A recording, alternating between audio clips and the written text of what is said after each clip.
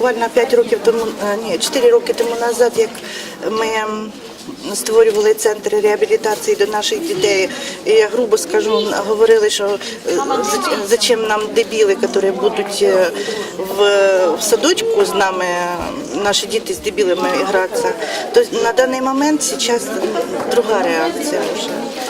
Це не тільки жалість, вже суспільство сприймає їх як на рівних. Департамент соціального захисту населення опікується нашими дітьми.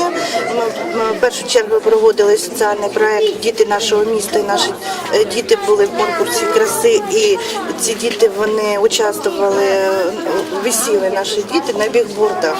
«Діти нашого міста» це проєкт називався.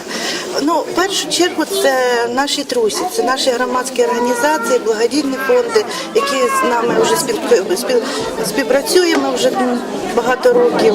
Є у нас і духовник нашої організації, отець Сергій. І ми більше працюємо з громадськими благодійними організаціями.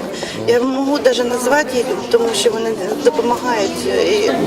Це благодійний фонд «Відкрита Україна», наша родина, армія спасіння, православна просвіта, дуже фортеця. Вони сюди прийшли, тому що ми як одна родина, ми допомагаємо і спілкуємося разом.